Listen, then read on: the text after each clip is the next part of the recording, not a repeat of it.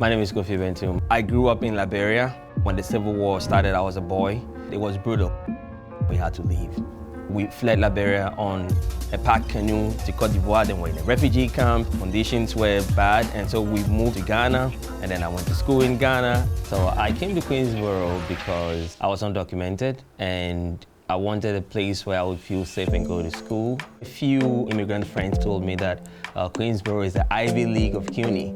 So if you're looking for a great place to study, then you should go to Queensborough, and it's safe, especially because those other people were also undocumented. I was very curious about studying history, so I took a class in history.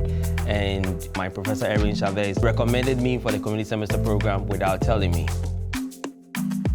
And I said, why? And she explained to me that my perspective in the class was unique, and she felt I would do great in social justice.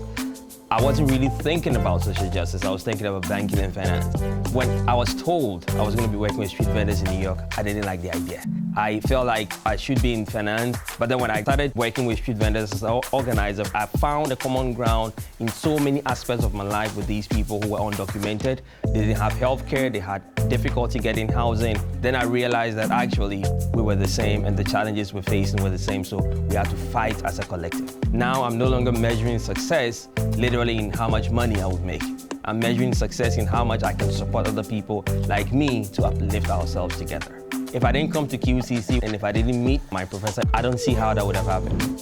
But her perspective, coming out of what I was writing in my papers and the way I responded to questions in class, she was perfectly right. A lot of us come into this space not really knowing where we want to go. And this is where you begin to fine-tune your pathway, and it really gave me that latitude to move around. And finally, I believe I found it.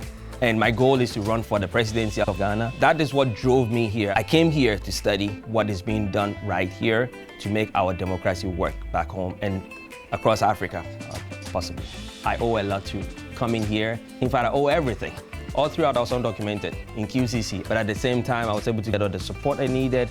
I went to their fellowship program. It's just testament to the fact that this was not just a safe space, it was a supportive space. Whatever my kids are doing now, and I'm still here in the United States, I owe to my wife, Nanama, in Ghana, because she's the one who's doing everything. I got my papers in 2021. I want my kids to come over here together with my wife. They need to have this experience. It's a great one.